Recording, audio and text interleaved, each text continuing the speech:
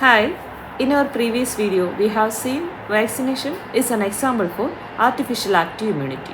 While giving vaccines, we are injecting the weakened form of the organism itself and that act as antigen. In response to that antigen, antibodies are forming and provide long-term immunity against the particular organism. And today we are going to deal about communicable diseases, its symptoms, mode of transmission and respective vaccines. Communicable diseases are also known as infectious diseases. Why they are called communicable? Because they can transmit from one person to another, either through direct contact, indirect contact, droplet transmission, airborne transmission or vector transmission. Vector transmission means through insects like mosquitoes or ticks. The first communicable disease that we are going to deal today is hepatitis. Hepatitis can significantly affect metabolism because it involves inflammation of the liver, which is a major vital organ involved in metabolic functions. Hepatitis can be of A, B, C, D and E. Let's talk about A and E together. The route of transmission of hepatitis A and E is contaminated food and water. It is facilitated by fecal-oral route. What does it mean? The virus from infected person's stool may end up in food, water or other surfaces and can spread the infection to others. For example, if the infected person doesn't wash their hands properly after toileting and then handles the food, the virus can enter into that food and can spread the disease. And drinking water contaminated with the human waste can spread the disease. And using surfaces or utensils contaminated can spread the disease. Eating raw vegetables and fruits washed in contaminated water can spread the disease. What happens if the virus enters into your system? It will enter into your gastrointestinal system and then to the liver and causing inflammation to the liver. Signs and symptoms of hepatitis A and E: fatigue, nausea, vomiting, loss of appetite, low-grade fever, abdominal pain, diarrhea, jaundice, dark color urine, pale or clay-colored stool, itchy skin or pruritus, joint pain, feeling of being unwell. Why nausea and vomiting? Because liver is affected, detoxification is affected. Several toxins can accumulate in the blood and cause nausea. And several inflammatory chemicals like histamines can released. That can also trigger nausea and vomiting. Abdominal pain mainly occur in the right upper quadrant as liver is located in that area. Then jaundice because of the excess bilirubin accumulation. And dark color urine or pale or clear colored stool. Normally, as a result of RBC breakdown, bilirubin is forming. This bilirubin is unconjugated. Unconjugated bilirubin cannot be excreted through urine or stool because it is not water soluble. So it must be conjugated and that conjugation is happening in the liver. After conjugation, the bilirubin enters into the bile and enters into the intestine. With the help of the gut bacteria, it will be converted to urobilinogen and this urobilinogen can be reabsorbed back into the bloodstream and can be excreted through urine and some can excrete through fecal matter also. This is normally happening.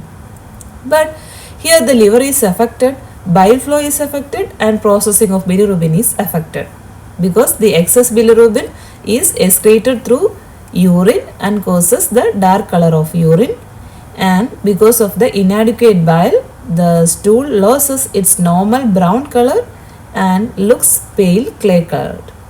Okay. Hepatitis A and E are usually self-limiting, no need of treatments, but careful care and monitoring is needed to avoid complications. Next, let's see B, C and D. Signs and symptoms are nearly similar for all types of hepatitis. So let's see the route of transmission of hepatitis B, C and D. Route of transmission of hepatitis B, C and D are same, blood-to-blood contact. In case of hepatitis B, it can be spread through sharing needles or syringes from unprotected sexual contact with infected person, mother to child during delivery, it can transmit. And in case of hepatitis C also same route, blood-to-blood transmission, mostly during sharing needles and syringes. But in case of hepatitis C, the transmission through unprotected sex or from mother to baby is rare. And for hepatitis D, to get hepatitis D, the person should previously infected with hepatitis B. It is an important point, and mode of transmission is same as that of hepatitis B. And let's see the incubation period, that is the time period between exposure to a virus and onset of symptoms. For hepatitis A, it is 15 to 49 days, and for B, 60 to 180 days, and C, 14 to 160 days, and D, 21 to 45 days, and finally for E, 15 to 60 days.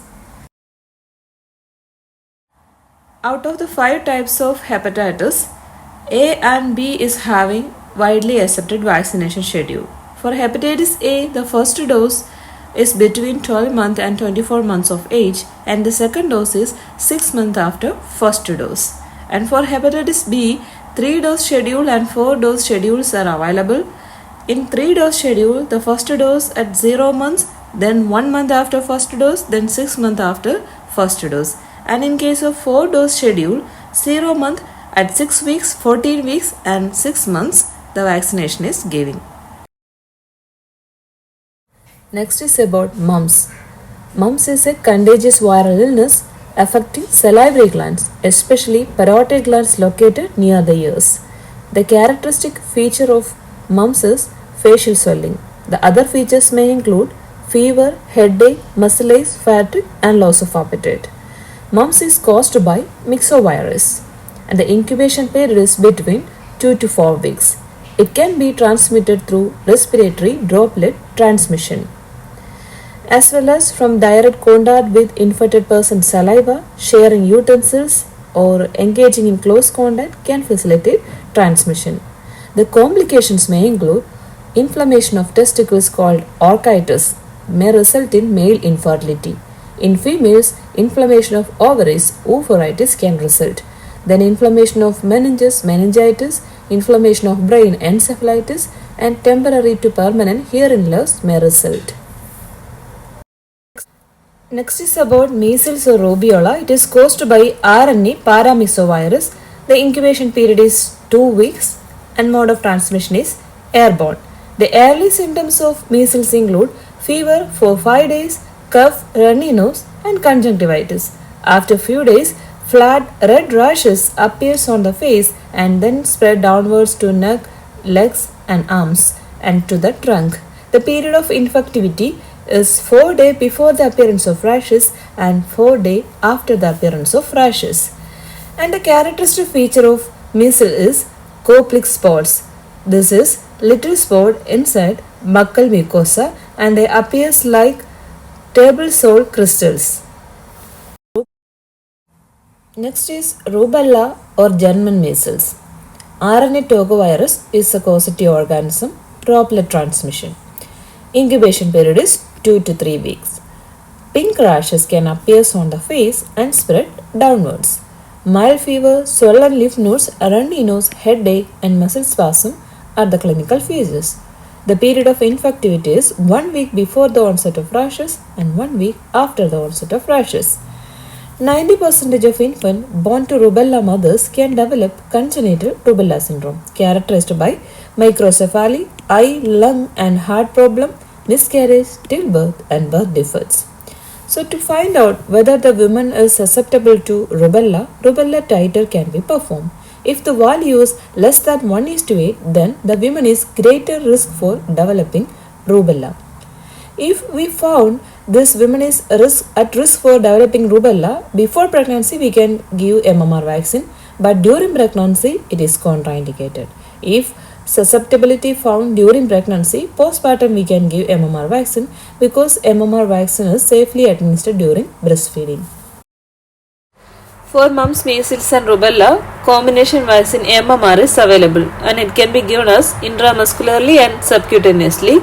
As per KSA vaccination schedule, first dose is at 12 to 15 months, second dose 18 months and third dose 4 to 5 years of age. Let's stop today's section. If you have any doubt, you can ask us comment. Communicable disease will be continued in our upcoming videos. So keep watching. Thank you.